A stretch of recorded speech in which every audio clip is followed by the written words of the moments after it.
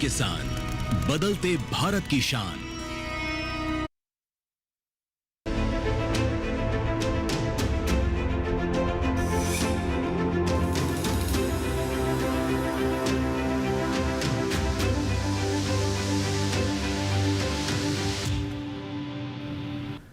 नमस्कार, आप सभी का स्वागत है दूरदर्शन किसान पर। आप देख रहे हैं हमारा खास कार्यक्रम मौसम खबर। मैं हूं आपके साथ पुलकित शुक्ला।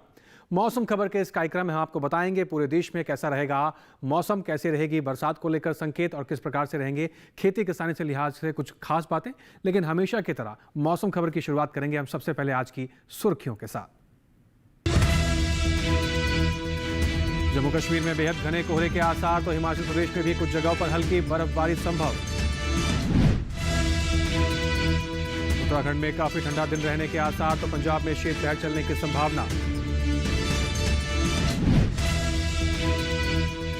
दिल्ली में बेहद घने कोहरे की आशंका, तो हरियाणा में भी शीतलहर चलने के आसार।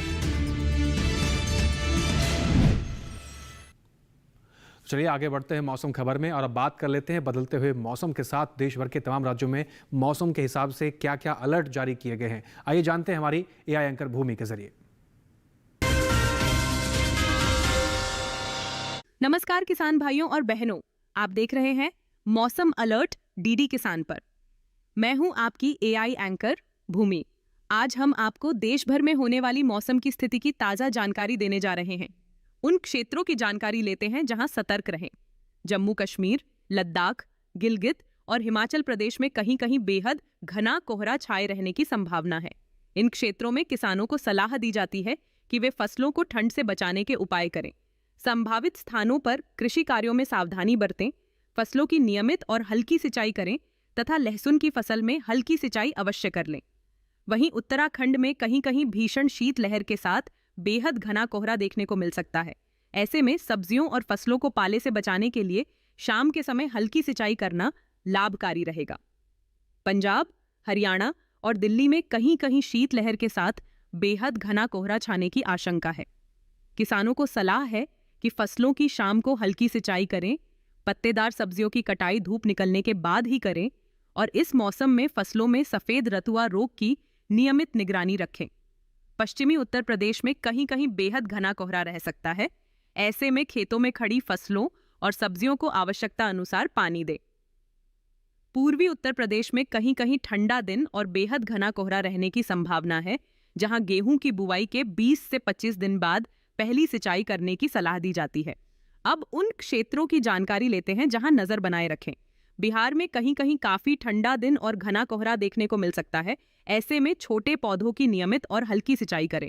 छत्तीसगढ़ में कहीं कहीं शीतलहर चल सकती है, जहां किसानों को खेतों में उचित जल निकासी बनाए रखने की सलाह दी जाती है।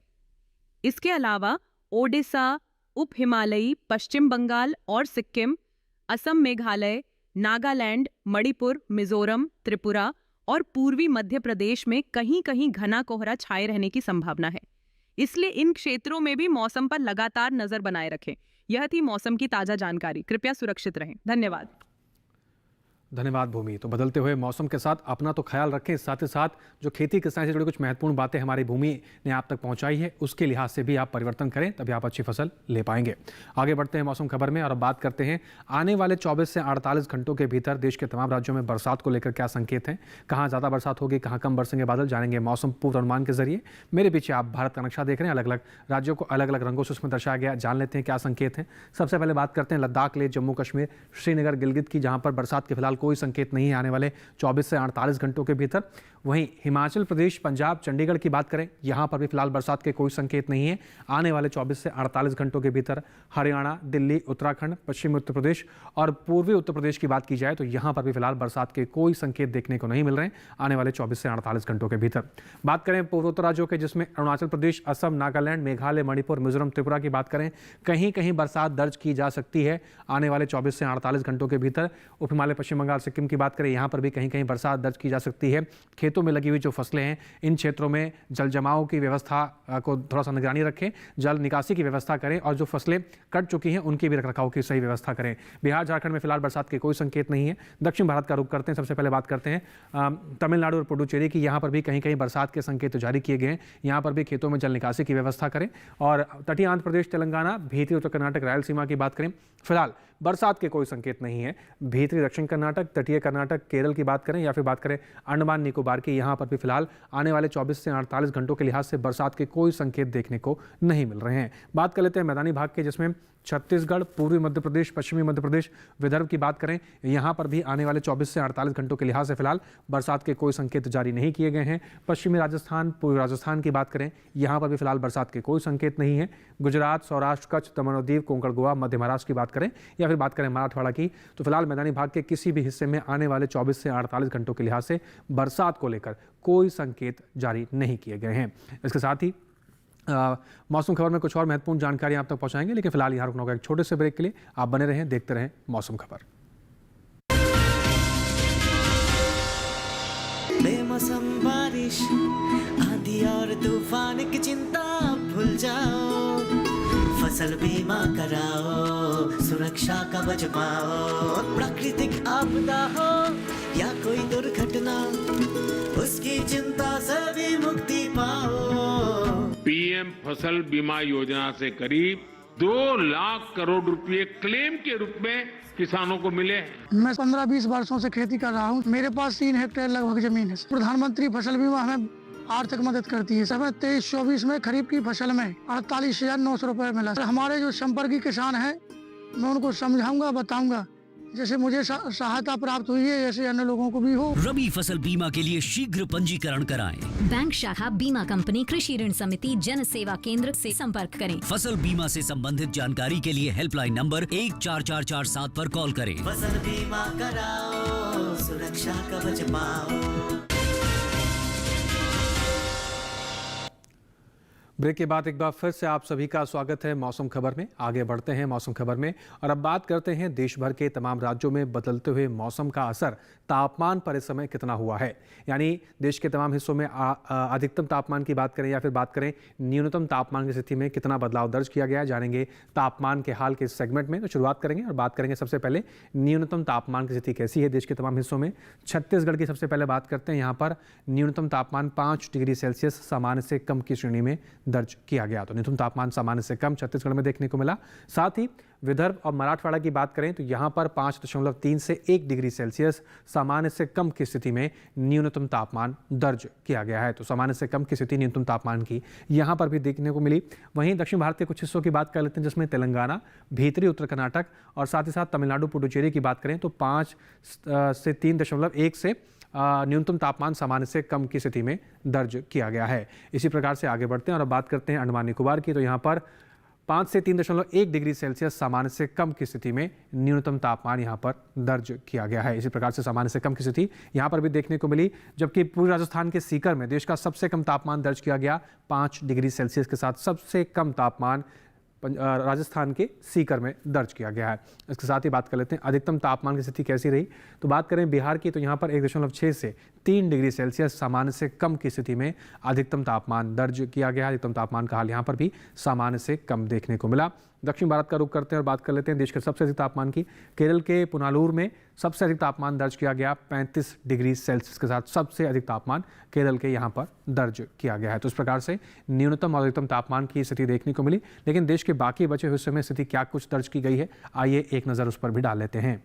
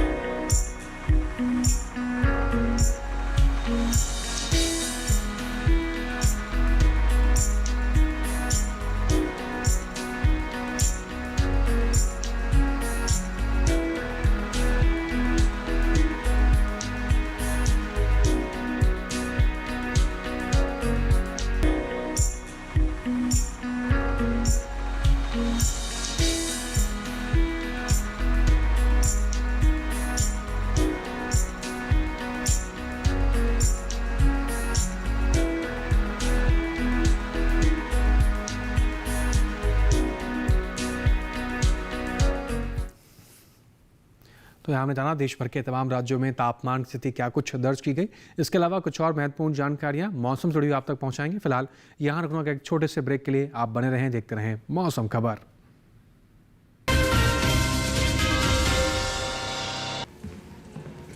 फॉरेक्स ट्रेडिंग अभी एक ट्रेड में सिक्सर।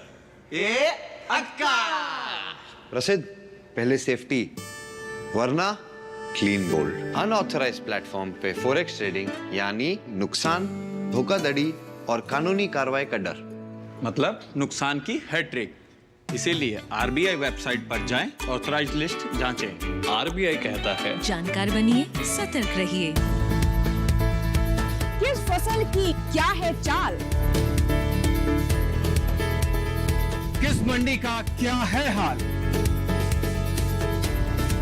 उतरते चढ़ते भाव का असर, आयात निर्यात का क्या है असर,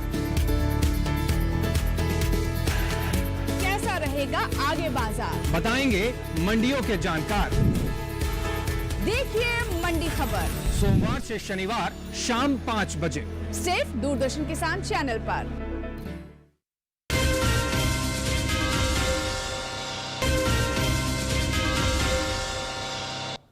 ब्रेक के बाद एक बार आपका फिर से स्वागत है। मौसम खबर देख रहे हैं आप। आगे बढ़ते हैं मौसम खबर में और बदलते हुए मौसम, बदलते हुए तापमान के बाद बात कर लेते हैं देश भर के तमाम राज्यों में वायु गुणवत्ता की स्थिति किस प्रकार से दर्ज की गई है। आइए जानकारी लेने के लिए रुक करेंगे एक बार फिर से हमारी एआई एंकर भूमि की तरफ। नजर डालते हैं देश के बड़े शहरों की वायु गुणवत्ता पर। सबसे पहले बात करते हैं दिल्ली की, जहां वायु गुणवत्ता कम खराब रही। यहां गुणवत्ता सूचकांक 283 दर्ज किया गया। पुणे की वायु गुणवत्ता औसत की श्रेणी में रही। यहां का वायु गुणवत्ता सूचकांक 156 दर्ज हुआ। मुंबई की बात करें तो यहां की वायु गुणवत्ता संतोषजनक की श्रेणी में रही। मुंबई में वायु गुणवत्ता सूचकांक 87 रहा। कोलकाता में वायु गुणवत्ता सूचकांक 193 दर्ज किया गया, जो कि औसत की श्रेणी में है। बेंगलुरु में वायु गुणवत्ता सूचकांक 132 दर्ज किया गया, जो औसत श्रेणी में आता है। लखनऊ में वायु की गुणवत्ता औसत रही। यहां वायु गुणवत्ता सूचकांक 185 दर्ज हुआ। पटना में वायु गुणवत्ता सूचकांक 141 रहा, जो कि औसत की श्रेणी में ही है। उधर हैदराबाद में वायु गुणवत्ता सूचकांक 96 रहा, जो कि संतोषजनक की ही श्रेणी में आता है। अहमदाबाद में भी वायु की गुणवत्ता औसत रही। यहां वायु गुणवत्ता सूचकांक 129 दर्ज किया गया। कृपया अपनी सेहत का ध्यान रखें। हम फिर मिलेंगे, तब तक के लिए नमस्कार। धन्यवाद भूमि। आगे बढ़ते हैं मौसम खबर में और अब बात करते हैं देश के कुछ प्रमुख पर्यटन स्थलों के बारे में। आने वाले 4 दिनों में इन पर्यटन स्थलों पर मौसम कैसा रहने वाला है, वहाँ के तापमान में क्या तब्दीली देखने को मिल सकती है, ये सारी जानकारी आपको इस सेगमेंट के जरिए देंगे ताकि आप आने वाले 4 दिनों के हिसाब से अपने पर्यटन की तैयारी कर सकें। शुरुआत करते हैं, जानते हैं पर्यटन पूर्वानुमान में आज क्या कुछ खास है। सबसे पहले रुख करेंगे जम्मू कश्मीर के कटरा की तरफ। गुरुवार, शुक्रवार, शनिवार, रविवार 4 दिन मौसम एक समान के संकेत देखने को मिल रहे हैं। कई जगह बादल छाए रह सकते हैं, कई जगह हल्की फुल्की धूप खिलने की संभावना बताई गई है।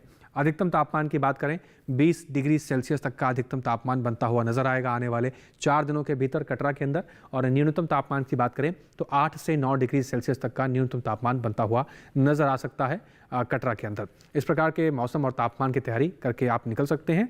वहीं बात करते हैं हिमाचल प्रदेश के मनाली की, जहां पर गुरुवार, शुक्रवार, शनिवार शुरुआत के 3 दिन मौसम एक समान है। कई जगह तेज धूप निकलने के संकेत जारी किए गए हैं। रविवार को मौसम में हल्का सा परिवर्तन देखने को मिलेगा। कई जगह बरसात के भी संकेत जारी किए गए हैं। अधिकतम तापमान की बात कर लें तो 16 से 17 डिग्री सेल्सियस तक का अधिकतम तापमान बनता हुआ नजर आ सकता है मनाली के भीतर, जबकि न्यूनतम तापमान 2 से 3 डिग्री सेल्सियस के आसपास बनता हुआ नजर आएगा। तो इस प्रकार से रविवार को बरसात को लेकर भी तैयारी कर सकते हैं आप। आगे बढ़ते हैं और बात कर लेते हैं उत्तराखंड के नैनीताल की, जहां पर गुरुवार, शुक्रवार, शनिवार शुरुआत के 3 दिन कई जगह पर काफ़ी घना कोहरा छाया रह सकता है। वहीं रविवार की बात करें, मौसम में हल्का सा परिवर्तन है, मिला जुला रुख देखने को मिलेगा। कहीं कहीं बादल छाए रह सकते हैं, कहीं कहीं हल्की फुल्की धूप खिलने की संभावना बताई गई है। अधिकतम तापमान 18 से 20 डिग्री सेल्सियस के आसपास जाने की संभावना है। न्यूनतम तापमान 6 डिग्री सेल्सियस से लेकर 8 डिग्री सेल्सियस तक बनता हुआ नजर आ सकता है। उत्तराखंड के नैनीताल में मौसम का आसार कुछ इस प्रकार से नजर आएगा। तापमान की स्थिति इस प्रकार से बनती हुई नजर आ सकती है। वहीं से हरियाणा का कुरुक्षेत्र का रुख कर लेते हैं। गुरुवार, शुक्रवार, शनिवार, रविवार चारों दिन कुरुक्षेत्र में मौसम एक समान के संकेत हैं। कई जगह पर काफ़ी घना कोहरा छाया हुआ नजर आ सकता है। जबकि अधिकतम तापमान की बात कर लें तो 20 डिग्री सेल्सियस से लेकर 21 डिग्री सेल्सियस तक के अधिकतम तापमान जाने की संभावना है। न्यूनतम तापमान की बात करें तो 8 से 9 डिग्री सेल्सियस तक की स्थिति न्यूनतम तापमान की बनती हुई नजर आएगी। हरियाणा के कुरुक्षेत्र में आने वाले 4 दिनों में मौसम का हाल कुछ इस प्रकार से और तापमान इस प्रकार से परिवर्तन दर्ज किया जा सकता है। रुक करते हैं उत्तर प्रदेश के मथुरा की तरफ, जहां पर गुरुवार, शुक्रवार, शनिवार, रविवार चारों दिन यहां पर घने कोहरे को लेकर संकेत जारी किए गए हैं। तो यहां पर सावधानी बरतें। और अधिकतम तापमान की बात करें तो 16 डिग्री सेल्सियस से लेकर 18 डिग्री सेल्सियस तक के अधिकतम तापमान के जाने की संभावना बताई जा रही है। जबकि न्यूनतम तापमान 10 से 11 डिग्री सेल्सियस के आसपास बनता हुआ नजर आ सकता है। आने वाले 4 दिनों के लिहाज से मथुरा में चारों दिन कोहरे को लेकर संकेत जारी किए गए हैं और तापमान की स्थिति कुछ इस प्रकार से नजर आने वाली है। इसके साथ ही पूर्वोत्तर हिस्सों का रुख कर लेते हैं। अरुणाचल प्रदेश के ईटानगर की बात करें तो गुरुवार, शुक्रवार, शनिवार, रविवार चारों दिन मौसम एक समान के संकेत है। मौसम साफ रहेगा, तेज धूप खिलने की संभावना बताई जा रही है। जबकि अधिकतम तापमान की बात करें तो 22 डिग्री सेल्सियस तक का अधिकतम तापमान बनता हुआ नजर आ सकता है ईटानगर में आने वाले 4 दिनों के लिहाज से। और न्यूनतम तापमान की स्थिति 11 डिग्री सेल्सियस तक बनती हुई नजर आएगी आने वाले 4 दिनों के भीतर। ईटानगर का मौसम साफ रहेगा, तेज धूप खिलने के संकेत है और तापमान कुछ इस प्रकार से नजर आने वाला है। अब रुक करते हैं गुजरात की तरफ और बात करते हैं अहमदाबाद की, जहां पर गुरुवार, शुक्रवार, शनिवार, रविवार चारों दिन मौसम एक समान के संकेत यहां पर भी देखने को मिलेंगे। मौसम साफ रहेगा, तेज धूप खिलती हुई नजर आ सकती है। अधिकतम तापमान की बात की जाए 30 डिग्री सेल्सियस तक का अधिकतम तापमान बनता हुआ नजर आएगा अहमदाबाद में आने वाले 4 दिनों के लिहाज से। और न्यूनतम तापमान की बात करें तो 14 से 15 डिग्री सेल्सियस तक की स्थिति न्यूनतम तापमान की देखने को मिलेगी आने वाले 4 दिनों के लिहाज से। गुजरात के अहमदाबाद में मौसम इस प्रकार से है और तापमान कुछ इस प्रकार से देखने को नजर आने वाला है।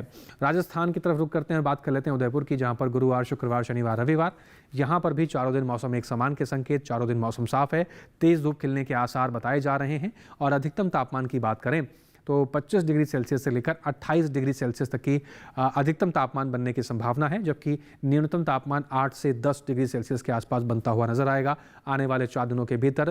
तापमान में थोड़ी सी गिरावट है, लेकिन जो मौसम है वो साफ रहेगा, तेज धूप खिलने वाले के संकेत बताए जा रहे हैं। इसके साथ ही मध्य प्रदेश के उज्जैन का रुख कर लेते हैं। गुरुवार, शुक्रवार, शनिवार, रविवार चारों दिन यहाँ पर हल्के से भारी कोहरा तक जाने की संभावना बताई जा रही है। इस प्रकार से आने वाले 4 दिन मौसम नजर आने वाला है। अधिकतम तापमान की बात करें तो 26 से 27 डिग्री सेल्सियस तक की स्थिति अधिकतम तापमान की बनती नजर आएगी। जबकि न्यूनतम तापमान की बात करें तो 9 से 10 डिग्री सेल्सियस तक की स्थिति न्यूनतम तापमान में आपको देखने को मिलेगी आने वाले 4 दिनों के लिहाज से। मध्य प्रदेश के उज्जैन में कोहरे को लेकर भी संकेत जारी किए गए हैं, तो इस प्रकार की तैयारियां आप कर सकते हैं। अब ये तो बात हुई पर्यटन पूर्वानुमान की। अब बात करते हैं अपने देश के अन्नदाता की, खेतों में लगी हुई फसलों की और किसान की आमदनी को लेकर। जी हाँ किसान भाइयों, इस मौसम में जैसे कि आप देख रहे हैं तेजी से परिवर्तन हो रहा है। कहीं पर पाले का असर है, कहीं पर बरसात के संकेत जारी किए गए और कहीं पर तापमान में गिरावट दर्ज की जा रही है। ऐसे में खेतों में लगी हुई जो फसलें हैं उनके विशेष देखभाल की उनको आवश्यकता होती है। लेकिन देखभाल के कौन से तौर तरीकों को आपको अपनाना चाहिए इस मौसम के अनुसार, आइए जान लेते हैं हमारे एआई एंकर कृष के जरिए। नमस्कार, आप देख रहे हैं डीडी किसान। मैं हूं एआई कृष और आज हम भारत के विभिन्न राज्यों में होने वाली खेती किसानी से संबंधित सलाहों के बारे में पूरी जानकारी देंगे। गुजरात के किसान अरंडी की पकी फलियों की कटाई कर लें, साथ ही यहाँ के किसान कपास की पकी फसलों की तुड़ाई भी कर लें। महाराष्ट्र के कोंकण में किसान सुपारी की पकी पौध की कटाई जारी रखें। महाराष्ट्र के मध्य महाराष्ट्र, मराठवाड़ा और विदर्भ में किसान कपास की पकी फसलों की तुड़ाई कर लें। महाराष्ट्र के मराठवाड़ा में किसान केले के बागानों को ठंड से बचाने के उपाय कर लें। महाराष्ट्र के मध्य महाराष्ट्र, मराठवाड़ा और नासिक में किसान अंगूर के बागों को कम तापमान से बचाने के लिए प्लास्टिक शेड नेट का इस्तेमाल करें। कर्नाटक के तटीय इलाकों में इस समय उड़द और मूंग की बुवाई की जा सकती है। कर्नाटक के पहाड़ी इलाकों के किसान धान और गन्ने की पकी फसलों की कटाई कर लें। साथ ही यहाँ के किसान सुपारी, नारियल और काली मिर्च के बागानों को ठंड से बचाने के लिए इनकी नियमित और हल्की सिंचाई करें। कर्नाटक के उत्तरी इलाकों के किसान कपास की पकी फसलों की तुड़ाई कर लें। कर्नाटक के मध्य शुष्क इलाकों के किसान धान, रागी, मक्का, अरहर और सुपारी की पकी फसलों की कटाई का काम कर लें। कर्नाटक के उत्तर पूर्वी शुष्क इलाकों में मूंगफली की पकी पौध की खुदाई कर लें। साथ ही यहाँ के किसान अरहर और कपास की पकी फसलों की कटाई और तुड़ाई का काम भी कर लें। कर्नाटक के दक्षिणी हिस्सों के किसान हल्दी और अदरक की पकी पौध की खुदाई कर लें। यहाँ पर किसान मक्का, सुपारी, बाजरा और काली मिर्च की पकी फसलों की कटाई कर लें। इसी तरह कृषि और किसानों से जुड़ी हर महत्वपूर्ण जानकारी के लिए हमारे साथ जुड़े रहिए और देखते रहिए डीडी किसान। धन्यवाद। धन्यवाद कृष्ण। तो बताई गई सभी जानकारियों के अनुसार ही किसान भाई अपनी खेती किसानी में परिवर्तन करें, अच्छा उत्पादन आप ले पाएंगे। बहरहाल आगे बढ़ते हैं और बात करते हैं आज की फसल की। सही समय पर सही फसल का चुनाव करना बेहद आवश्यक होता है किसी भी फसल के अच्छे उत्पादन के लिए। आज की फसल में हम बात करेंगे बैगन की बुआई को लेकर। किन बातों का आपको ज़रूरी तरीके से ध्यान रखना चाहिए, आइए देखते हैं एक रिपोर्ट के जरिए। ये समय बैंक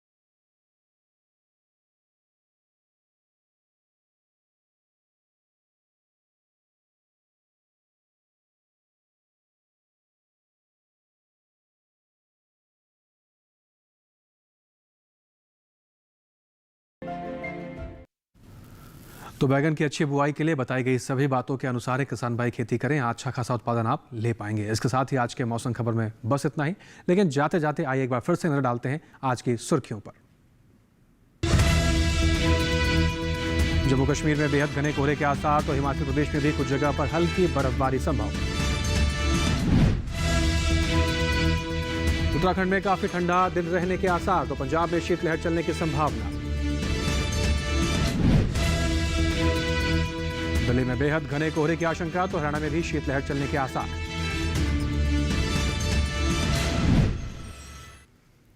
तो इसके साथ ही आज के मौसम खबर में बस इतना ही, और मौसम खबर में दिखाई गई हर एक जानकारी को आप दोबारा से भी देख सकते हैं।